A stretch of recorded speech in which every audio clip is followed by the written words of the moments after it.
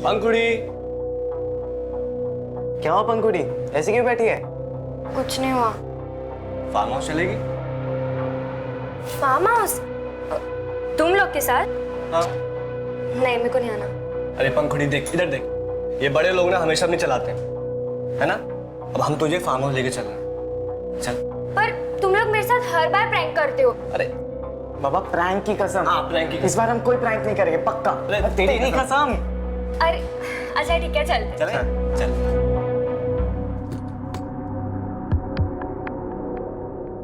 यहाँ कितनी शांति है ना, पर घर वाले तो कुछ समझते ही नहीं है। पर हम यहाँ करेंगे क्या? हमें नहीं पता। हमें क्या पता?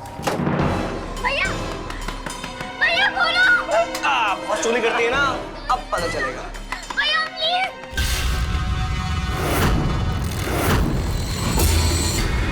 मैंने क्या किया? मुझे छोड़ दो। देखो देखो, मैं तुम्हारे हाथ जोड़ता हूँ, मुझे छोड़ दो।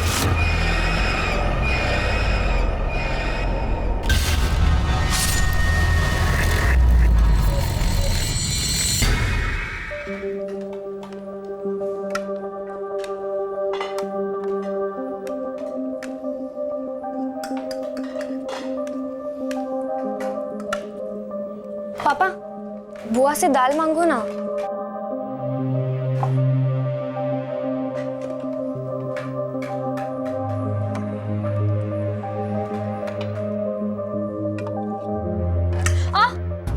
अरे पागल हो गई है, अपने आप को ही जलाने पर तुली है। तो और क्या करूं? ऐसे तो आप लोग कुछ अपने आप से बात करने वाले हो नहीं, तो एटलीस्ट मैं तो ट्राई करूं। एक ही घर में रहते हुए भी हम लोग बात नहीं करते एक दूसरे से, तो डाइनिंग टेबल पर भी क्यों खाते हैं? अपने अपने रूम में ही खा लेना चाहिए ना। समझाइए इसको। चुप कर जा बच्ची, चुप कर।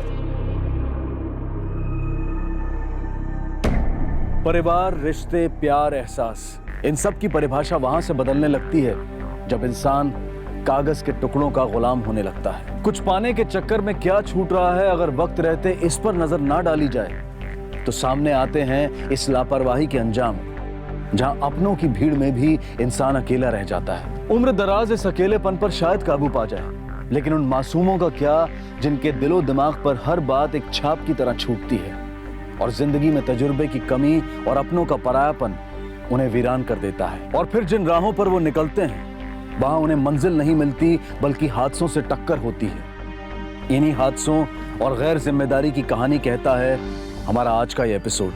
मैं तुम्हारे हाथ जोड़ता हूँ, मुझे छोड़ दो मुझे। रुक रुक रुक। ये चाचू को अभी ना कुछ पता नहीं चलता, कब मूड बन जाए कब बिगड़ जाए कुछ नहीं पता। अरे ये पंखुड़ी है ना, सारे प्लान इसी की वजह से बनते रहते हैं हमेशा। जल्दी कर, सब लोग आते होंगे, जल्दी कर। चलिए जल्दी आ, इधर इधर। दादी, हाँ। जिस दिन का हमें वेट था वो दिन फाइनली आ ही गया। हाँ। कितना मस्ती करेंगे ना आज। हाँ। खेलेंगे, खाएंगे, भले कुछ दिन के लिए, पर बहुत मस्ती करेंगे। बेटा तेरे जिद के लिए तो प्लान बना है।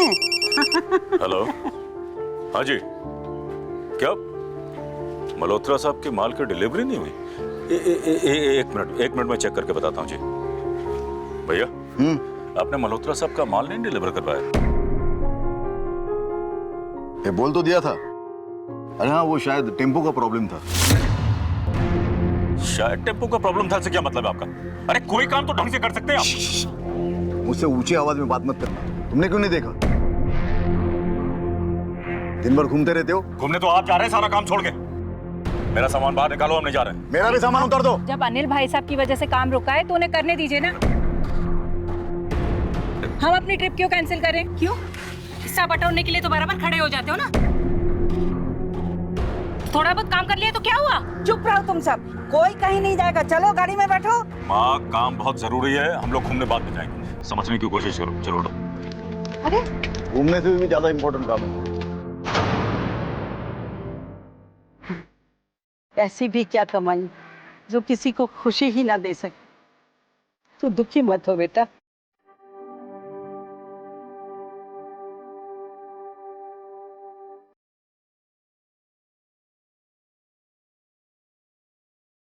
मुझे पता है नाराज है हमसे, तुझे फार्म हाउस नहीं ले गए ना, इसलिए। ये क्या कर रहे? ज्वालामुखी? ये क्यों? दादी, हाँ, इस घर में तो हर एक के अंदर एक ज्वालामुखी है जो कभी भी फट सकता है। क्या हम पहले जैसे कभी खुश नहीं रह सकते? खुशियाँ जगह की नहीं, इंसानों की मोहताज होती है। पर इस घर में तो कुछ उल्टा ही हो रहा है। लक्ष्मी इतनी आई कि सरस्वती ने तो रास्ता ही बदल दिया। तो दादी, काश ऐसा हो जाए ना कि भले पैसा कम हो जाए पर प्यार बढ़ जाए, ताकि हम सब साथ में अच्छे से तो रह सके। कितनी छोटी सी है मेरी बच्ची, पर कितनी समझदार। दूसरी तरफ ये परिवार जिसका हर सदस्य एक दूसरे की तरफ पीठ किए अलग ही दिशा में आगे बढ़ रहा था, जिसकी लापरवाहियों और अनदेखियों ने एक मासूम बच्ची पंखुड़ी को सोच से बुजुर्ग बना दिया था, जो पैसे को लात मारकर गुर्बत की जिंदगी मांग रही थी, सिर्फ इसलिए ताकि परिवार और उसकी खुशियां लौट आएं, एक दूसरे के लिए वक्त लौट आए। इस परिवार के सिर्फ आदमी नहीं बल्कि औरतें भी दोनों हाथों से कमाना चाहती थी, जिसकी वजह से ये सब एक दूसरे की दुश्मन बनी हुई थी। पर आखिर ये सब चाहते क्या थे? इंसान सुख शांति के लिए दौलत कमाता है, लेकिन क्या सिर्फ दौलत से ही सुख शांति मिलती है? गाड़ी आधा घंटा लेट लेके आया तू आज। बॉस देखेंगे तो? सारे टेम्पो आ गए? हाँ सर, बस एक गाड़ी बची है, डिलीवरी हो गई, आने वाली है।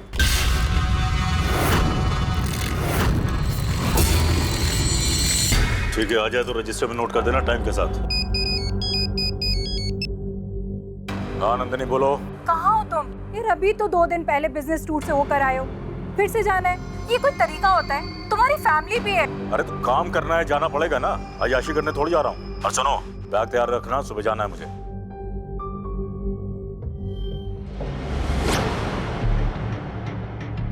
भाग भाग भाग भाग भाग भाग भाग भाग भाग पकड़ पकड़ भाग।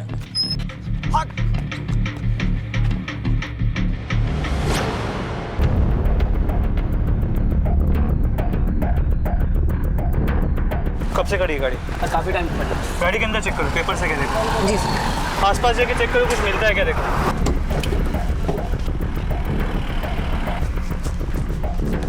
सर, ये पेपर मिल गया। किसी शरद के नाम पे रजिस्टर्ड है, बांडुप का एड्रेस। रख लो इसे। सर, उस तरफ एक फार्म हाउस है जो कुछ दिनों से बंद पड़ा है, और उसके कुछ ही दूरी पर एक इंडस्ट्रियल एरिया भी है, और टेम्पो के आसपास में कुछ नहीं मिला है। कुछ नहीं मिला, टेम्पो वाला भी आसपास नहीं है। गाड़ी को कस्टडी में लो और फोरेंसिक टीम को फोन करो।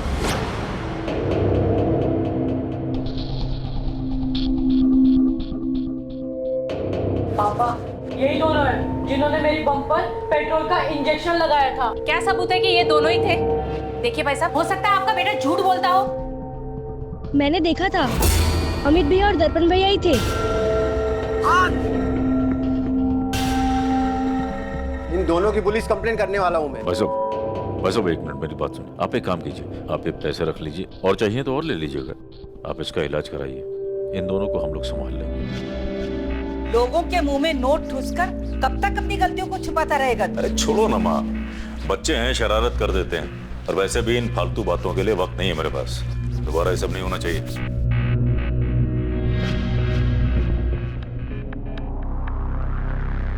भाई प्लान क्या है तेरा, ये तो बता। सुन के मजे लेगा, देख के? देख के तो जा पंखुड़ी को बुला कर। पंखुड़ी को? अच्छा ठीक है।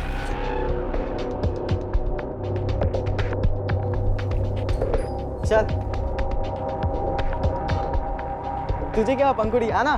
तुम लोग मेरे साथ कोई प्रैंक तो नहीं कर रहे हो ना? अरे बाबा, कोई प्रैंक नहीं कर रहे हम लोग, जल्दी आजा चल। अच्छा ठीक है।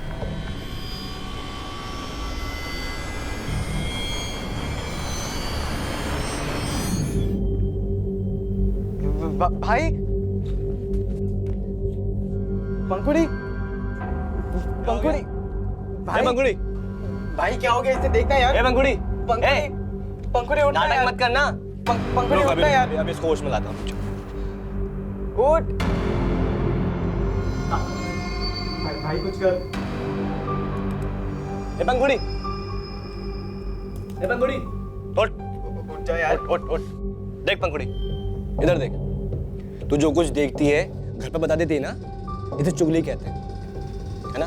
और अब ये मत बता देना वरना यार पंखुड़ी, हम लोग तो बस मजाक कर रहे थे। देख मैं रिक्वेस्ट करता तुझसे, ये सब बात प्लीज घर पर मत बताना यार प्लीज। मैं नफरत करती हूँ तुम दोनों से। अरे पंखुड़ी यार बात तो सुन यार प्लीज यार, घर पे मत बताना किसी पंखुड़ी को। बात सुन, पंखुड़ी बात सुन। हाँ। पर एक प्रॉब्लम है, जितना मैं तुमसे नफरत करती हूँ ना, उससे ज्यादा मैं तुम लोग से प्यार करती हूँ।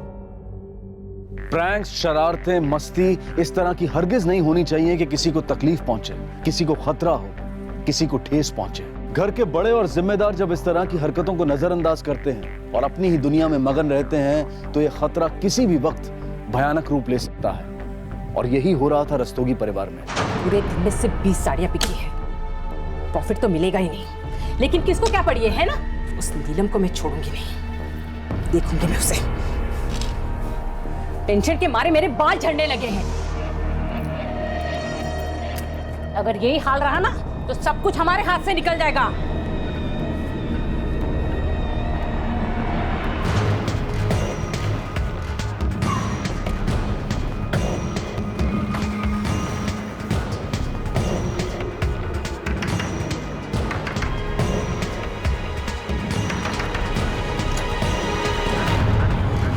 साहेब काय झालं?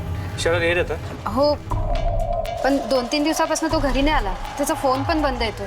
साहेब क्या हुआ? ये तो तब पता चलेगा जब वो हमें मिलेगा. काही अंदाज आहे का तो आता कुठे असेल? साहेब तो टेम्पो चालवतो. कोणाची, स्वतःची का किसी और के लिए चला था?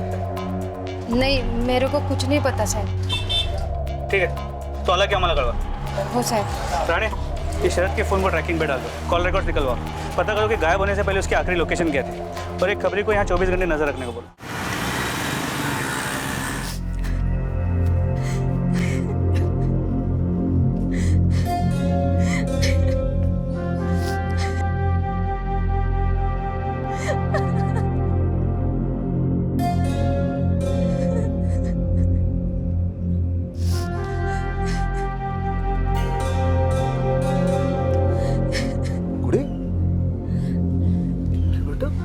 अरे क्यों रो रही हो? ताया जी, मम्मी ने मुझे बहुत चिल्लाया। क्या है? मम्मी इस पे साइन।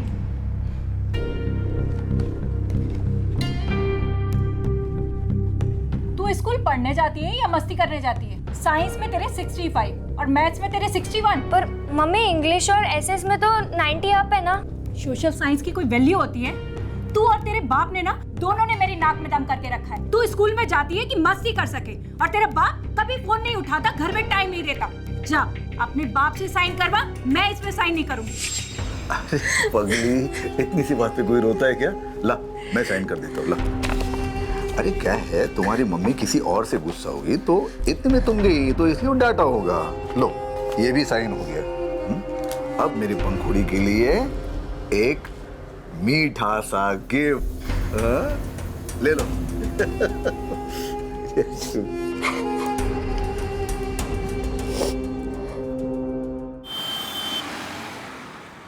पंखुड़ी, पंखुड़ी, अरे कहाँ है पंखुड़ी? नंदिनी, पंखुड़ी को देखा कहीं? नहीं माँ जी, यहीं कहीं होगी। अरे तुम तो सुबह से अपने डिजाइन देखने में ही लगी रहती हो, तुम्हें कुछ खोज भी है? कहाँ है बच्चे? सुबह से ढूंढ रही हो, मिल ही नहीं रहे हैं। क्या हुआ मम्मी जी? पंखुड़ी कहाँ है, पता भी है कुछ? और अमिता दर्पण कोई भी दिखाई नहीं दे रहा सुबह से। मम्मी जी यही होंगे वो लोग, कहाँ जाएंगे? तुम लोगों को कोई फिक्र भी अपने बच्चों की? मैं ही ढूंढती हूँ। पंखुड़ी, पंखुड़ी कहाँ है बेटा?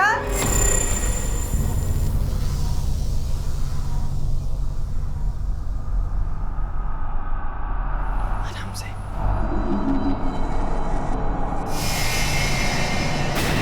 रुको, कहाँ थे तुम दोनों? और पंखुड़ी कहाँ है? पंखुड़ी? दादी हमें क्या पता पंखुड़ी कहाँ है, हम तो लेट नाइट मूवी देखकर आ रहे हैं बस। अच्छा, जाओ अपने अपने माँ बाप को उठा के लेके आओ। अरे जाओ।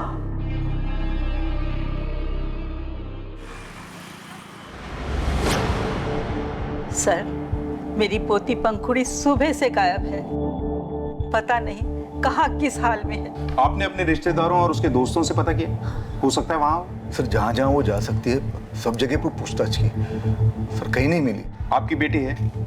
मेरी भतीजी है। उसके पिता क्यों नहीं आए कंप्लेंट लिखवाने? सर मेरा भाई कुछ काम से पूना गया है, टूर पे है। उसका फोन ट्राई किया था लेकिन वो भी नहीं लग रहा है। आप लोगों ने आज सुबह से उसे नहीं देखा। ये भी तो हो सकता है कि वो कल रात या शाम से गायब हो। बाहर आप उसकी डिटेल्स लिखवा दीजिए और उसकी तस्वीर दे दीजिए। जी। सर, शरद की last mobile location Hanuman Nagar trace हुई है। क्या?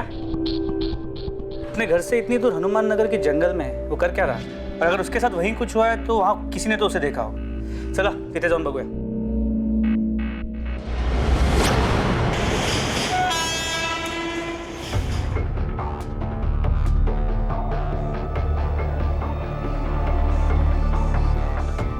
इसे देखा है? हाँ साहब, कुछ दिन पहले इधर आया था ये। उसके बाद इसको मैंने फार्म हाउस की तरफ जाते देखा। और वापस आते तो नहीं देखा साहब। किसका है फार्म हाउस? साहब शक्ल से तो मैं नहीं जानता साहब, लेकिन साहब वो फार्म हाउस है ना, उसके आगे इन लोगों की फैक्ट्री भी है साहब। लेकिन साहब ये फार्म हाउस में ये लोग बहुत कम आता है साहब।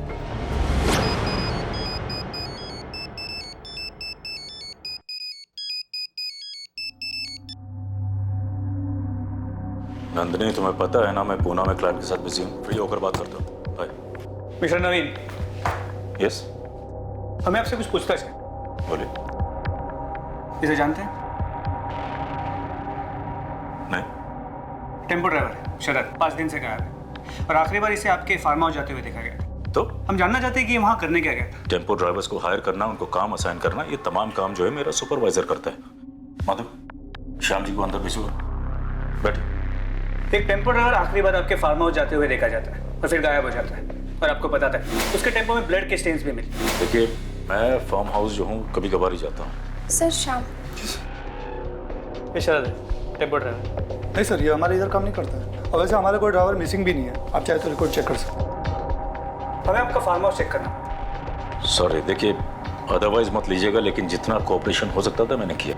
एंड प्लीज एक चीज़ और है, बिना वारंट के प्लीज मेरा वक्त बर्बाद मत कीजिएगा। थोड़ा बिजी रहता हूँ प्लीज।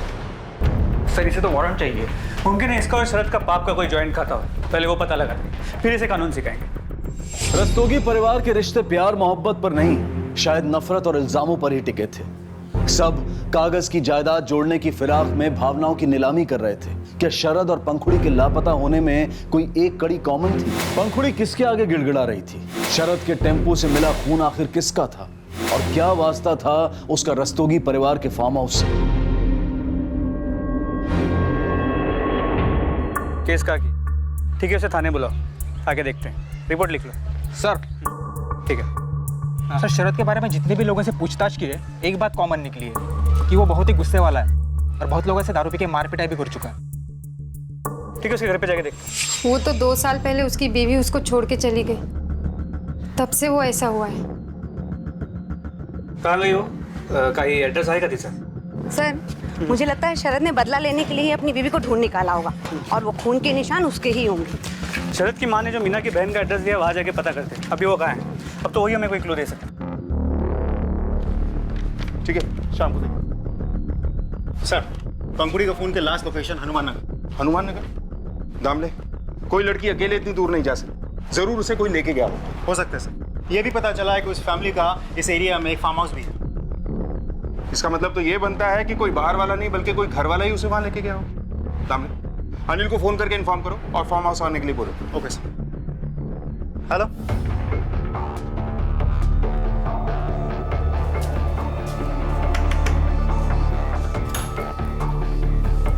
मीना।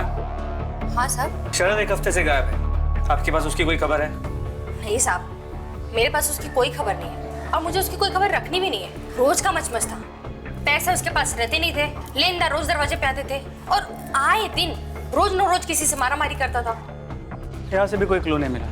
लगता है फार्म हाउस के आसपास ही कुछ मिलेगा जो अब तक हमारी नजरों से छूट रहा था। डालो।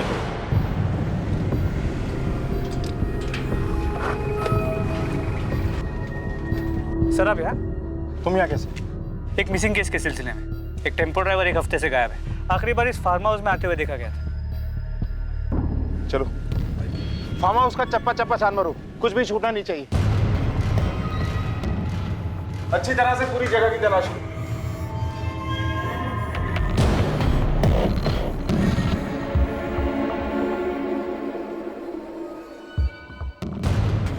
सर, बिल की कॉपी मिली। ये तो आसपास की किसी दुकान का लग रहा है। इसे एविडेंस पे जमा करो। अगर ये जगह बंद थी तो ये बिल यहाँ कहाँ से आया? सर, ये देखिए।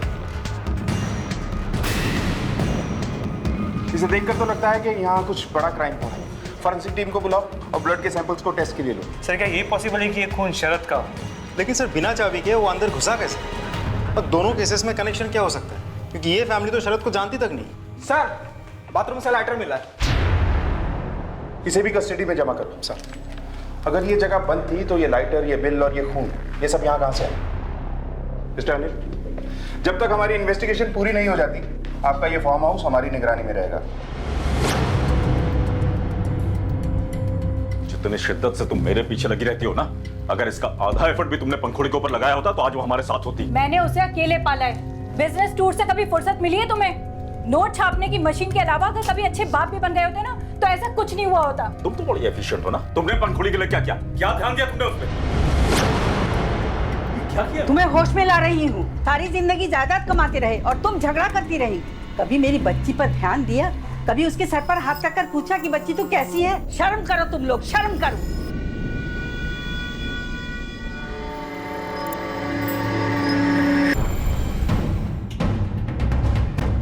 ये बिल आपकी दुकान की है? हाँ सर, ये बिल हमारी दुकान का। बता सकते हैं कार्ड किसने स्वैप करवाया था? सर, शकल तो याद नहीं है, पर इतना याद है वो 2 16-17 साल के लड़के थे। ये रहा सर। यस सर, हम फार्म हाउस जाते थे लेकिन सिर्फ मस्ती करने। दारू वारू पीते थे पर कुछ गलत नहीं करते थे सर। हाँ सर, और जिस दिन पंखुड़ी गायब हुई थी उस दिन तो हम फार्म हाउस के आसपास भी नहीं गए थे। वहाँ नहीं गए थे तो फिर कहाँ गए थे तुम लोग? सर, उस दिन हम मलाड के एक मॉल में घूम रहे थे।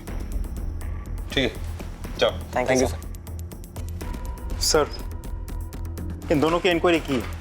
स्कूल में टीचर और स्टूडेंट सबका यही कहना है कि 24 घंटे ये दोनों प्रैंक करने की प्लानिंग में लगे रहते हैं। कभी कभी मजाक तो बहुत खतरनाक किस्म के होते हैं। कहीं ऐसा तो नहीं कि इस बार कोई मजाक हाथ से बाहर निकल गया हो और पंखुड़ी उसकी शिकार बन गई हो?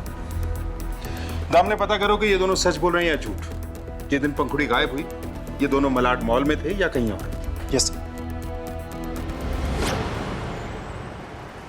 अब भी वक्त है, सुधर जाओ। आखिरी वार्निंग दे रहा हूं।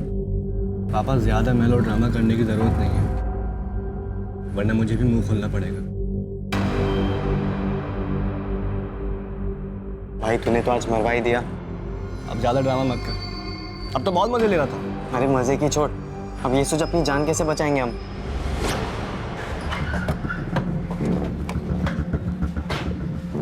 सर, दर्पण और अमित के कॉल डिटेल्स के मुताबिक वो हनुमान नगर में ही थे। शॉपिंग मॉल के सीसीटीवी फुटेज भी चेक कर लिया। वो लोग झूठ बोल रहे हैं, गए ही नहीं थे वहाँ।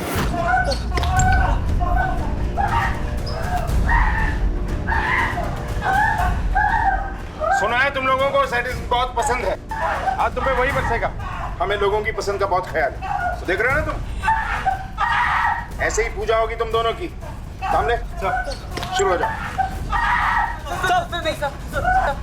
सब बताते सब। मोरे, सब उस दिन हम डर गए थे इसलिए कुछ बताया नहीं आपको। ड्रामा नहीं, सीधी कहानी सुनो। हाँ साहब, हम दोनों उसको फार्म हाउस ले गए थे। पंखुड़ी, क्या हुआ पंखुड़ी? ऐसे क्यों बैठी है? कुछ नहीं हुआ। फार्म हाउस चलेगी? Farm house? तुम लोग के साथ? हाँ। नहीं, मेरे को नहीं आना। अरे पंखुड़ी देख, इधर देख। ये बड़े लोग ना हमेशा अपनी चलाते हैं, है ना? अब हम तुझे फार्म हाउस लेके चल रहे हैं। चल। पर तुम लोग मेरे साथ हर बार प्रैंक करते हो। अरे बाबा, प्रैंक की कसम। हाँ, प्रैंक की कसम। इस बार हम कोई प्रैंक नहीं करेंगे, पक्का। तेरी कसम। अरे अच्छा ठीक है, चल। चल। पंखुड़ी घर वाले से बहुत नाराज थी क्योंकि उसको कोई फार्म हाउस नहीं ले जा रहा था। फार्म हाउस ले जाने के बाद यहाँ कितनी शांति है ना, पर घर वाले तो कुछ समझते ही नहीं है। पर हम यहाँ करेंगे क्या? हमें नहीं पता। हमें क्या पता? भैया, भैया बोलो। बहुत चोरी करती है ना, अब पता चलेगा। भैया प्लीज, भैया देखो मैं सबको बता दूंगी। भैया। फार्म हाउस में बंद करने के बाद हम दोनों घूमने चले गए थे और घूमे फिरे, खाए पिए, और हमने सोचा कि अब लौट कर उसको टॉर्चर करेंगे। लेकिन जब हम फार्म हाउस पहुंचे तो वहाँ पंखुड़ी हमने पंखुड़ी को बहुत ढूंढा पर कोई नहीं मिला। ये शरारत नहीं, वैश्याना हरकत है। अपनी बहन को टॉर्चर कर रहे थे तुम लोग।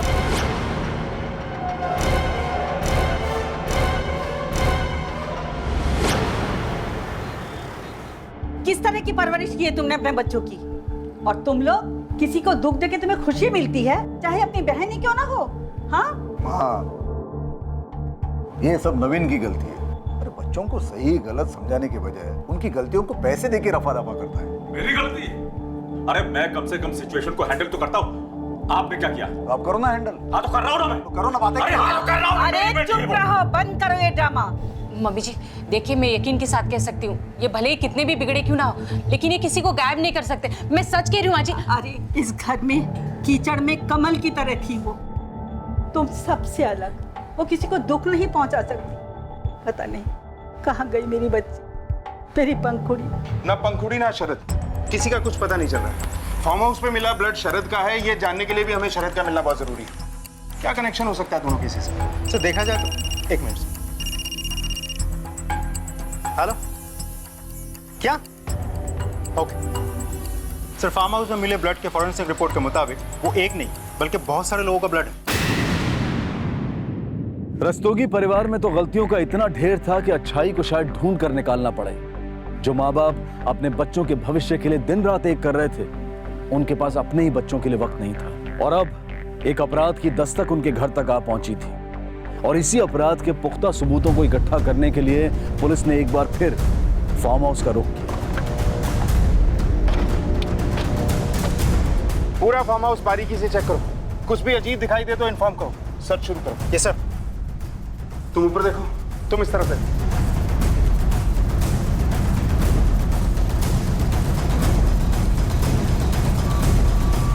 सर यहाँ कुछ है, मिट्टी में खून लगा हुआ है। ये देखिए सर, खुदाई शुरू करो। Okay sir.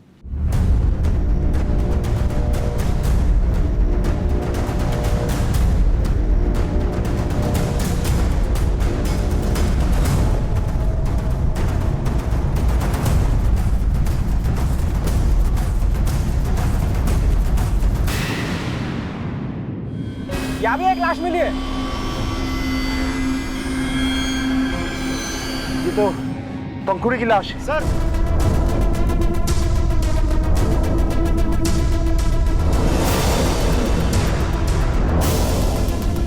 Sir total 6 body, सभी छोटी बच्चियों की। एम्बुलेंस बुलाओ और सबको पोस्टमार्टम के लिए भेजो। मेरी बच्ची, मेरी बच्ची।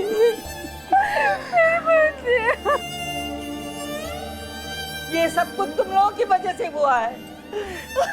हमेशा पैसा कमाना, झगड़े करना, और तुम लोग हंसी मजाक में ही रहते थे। वो ठीक कहती थी, ये घर ज्वालामुखी है और ज्वालामुखी एक दिन फटेगा। उस ज्वालामुखी में ही मेरी बच्ची जलकर राख हो गई।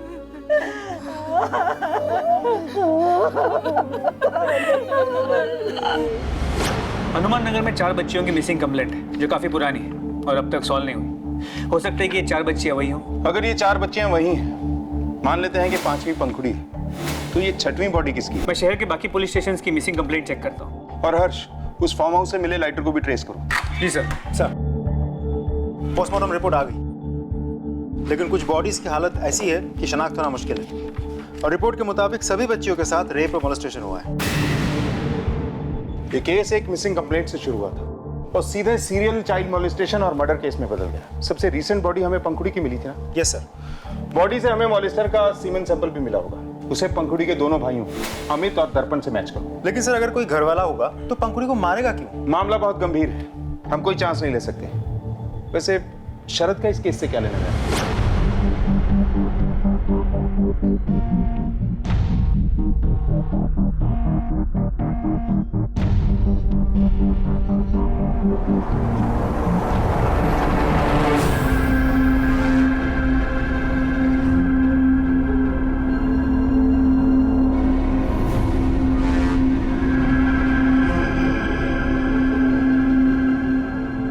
साहब। हाँ बोलो। तुम 1 मिनट के लिए भी उससे नजर मत हटाना, हम अभी आते हैं। सर खबरी का फोन था, ये शरद उसके घर के आसपास देखा गया। क्यों नहीं आता?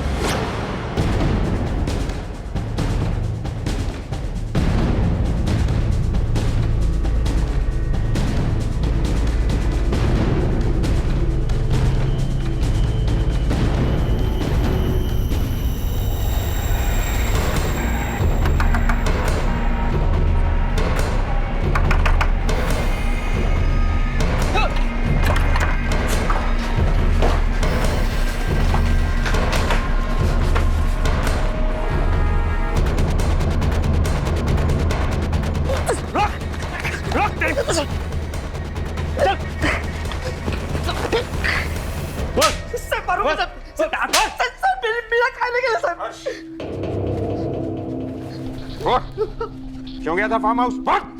साहब सांगतो साहब, वो चोरी करने गया था साहब, फार्म हाउस बंद पड़ा था साहब, और अपन को लोगों का पैसा भी देना था साहब, तो सोचा इधर चोरी करे तो किसी को पता नहीं चलेगा साहब, इसलिए गया था उधर।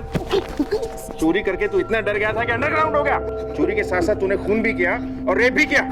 तेरे टेम्पो में खून किसका था? साहब सांगतो साहब, उधर में चोरी करने के लिए गया था साहब, वो पहले से एक आदमी वहां पे अजीब सा मास्क लगा के घूम रहा था साहब, उसके हाथ में चाकू था साहब, उसने अपन को चाकू से अपन के ऊपर हमला किया साहब, मैं अपनी जान बचाते कैसे कैसे भाग गया साहब, तभी मेरे खून का निशान टेम्पो को लग गया होगा साहब। हुलिया कैसा था उसका?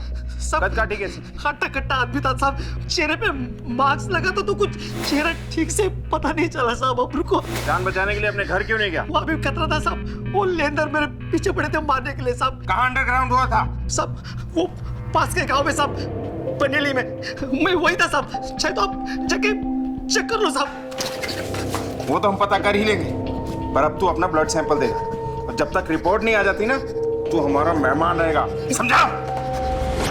ये शरद शायद सच बोल रहा है। 2 अक्टूबर की सुबह उसने बनेली की बस ली थी और वहाँ किसी किसान के घर पे वो किराए पे रुक गया था। हर्ष, कहानी अगर सच्ची भी है तो गढ़ी भी तो जा सकती है हमें गुमराह करने के लिए। सर, रिपोर्ट के मुताबिक टेम्पो पर लगा ब्लड शरद का ही है।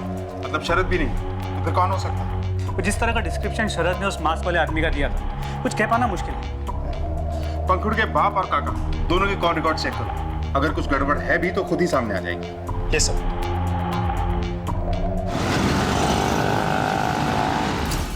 सर, अनिल ने कहा था कि वो फार्म हाउस नहीं जाता है, लेकिन कॉल रिकॉर्ड्स के मुताबिक वो अक्सर वहां जाता है, वो भी अपने ऑफिस के बाद। सर, उस लाइटर का पता चल गया, उस पर बना बारकोड किसी वेबसाइट का है, ऑनलाइन शॉपिंग से मंगाया गया। ऑर्डर करने वाली कोई मधु नाम की औरत, लेकिन उसका डिलीवरी का एड्रेस अनिल के ऑफिस। चलो पता करते हैं कि लाइटर की शौकीन मैडम ये है कौन।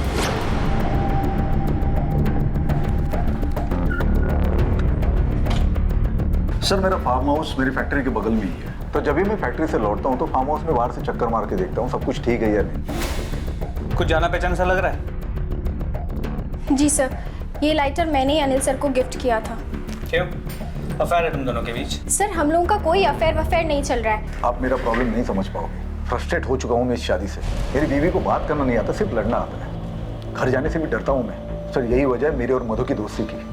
हम लोग एक दूसरे से मिलते थे, दुख सुख बांटते थे, प्रॉब्लम शेयर करते थे। और दुख बांटने के लिए तुम अक्सर उसके साथ फार्म हाउस पे जाया करते हो? हाँ सर, लेकिन सर वहाँ पे क्या चल रहा था उसका कोई अंदाजा नहीं था मुझे। मैंने किसी का खून नहीं किया। ठीक है, लेकिन हमें यकीन दिलाने के लिए तुम्हें हमारे साथ चलना होगा। चलो। हर्ष, कुछ छठी बच्ची के बारे में कुछ पता चला? छठी बच्ची की पोस्टमार्टम रिपोर्ट के मुताबिक उसके हाथ में कुछ सालों पहले फ्रैक्चर हुआ, जो फिर जाके ठीक हुआ। मैंने उस उम्र की सभी मिसिंग बच्चियों की कंप्लेंट्स की फाइल्स मंगाई है। अगर किसी भी बच्ची के हाथ में फ्रैक्चर की कोई भी इन्फॉर्मेशन मिली, हो ना हो छठी बच्ची हमारी हो।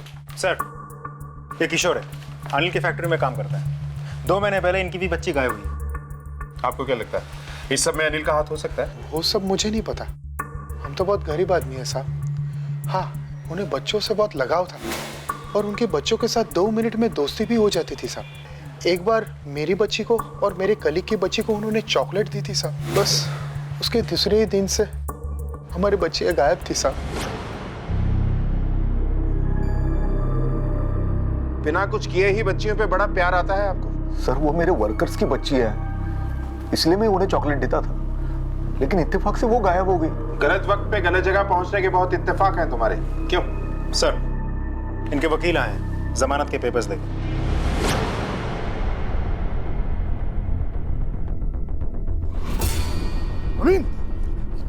नवीन करना बंद करो। नवीन छोड़ो, जान से मार दूंगा मैं। क्या कर रहे हो तुम? छोड़ो मुझे। छोड़ो।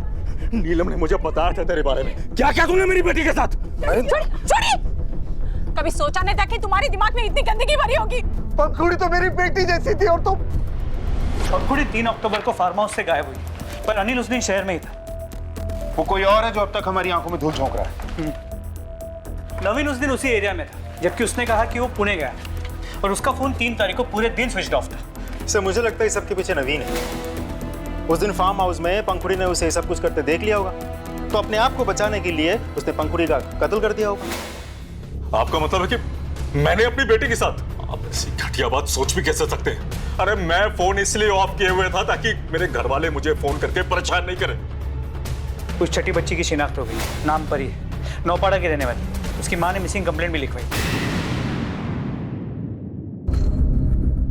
जिस दिन से खेलने गई थी तब से वापस ही नहीं लौटी। कंप्लेंट भी लिखवाई थी।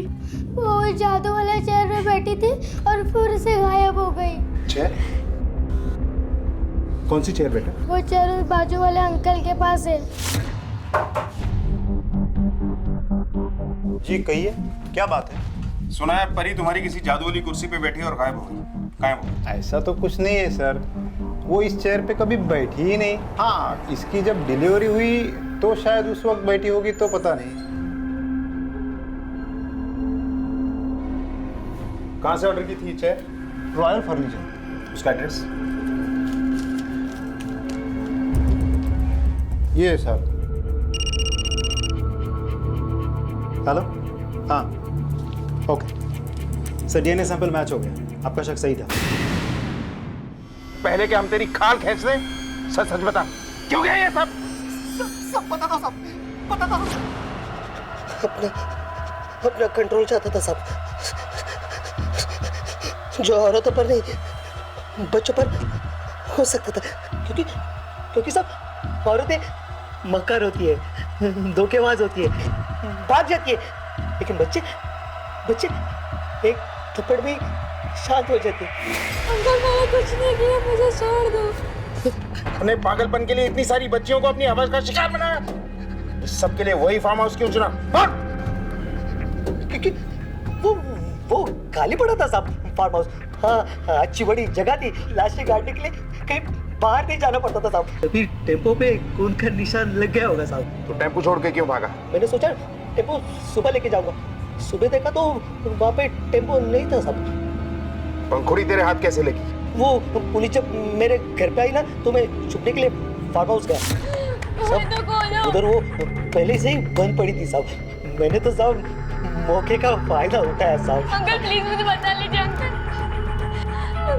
प्लीज मुझे बचा लीजिए अंकल। दफना ने ले जाने वाला था, तभी 2 लड़के सामने से आए साहब, तो मैंने उसको वो बेड के नीचे छुपा दिया। अंकुड़ी, अंकुड़ी।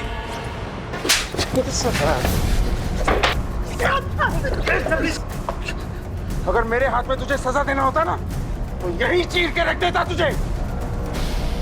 एक बेहतर जिंदगी जीने की चाह में इंसान ने आज अपने आप को मशीन बना लिया है। आज होड़ लगी है सिर्फ एक दूसरे से आगे निकलने की, और इस कंपटीशन ने समाज में मानसिक रोगियों की एक बहुत बड़ी फौज तैयार की है, जिसका शिकार बनते हैं पंखुड़ी जैसे मासूम बच्चे।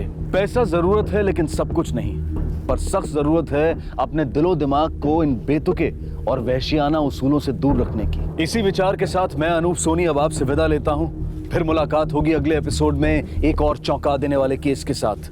तब तक अपना और अपने परिवार का ख्याल रखें और देखते रहें क्राइम पेट्रोल डायल 100। सबक एक को सीख हम सबको। जय हिंद।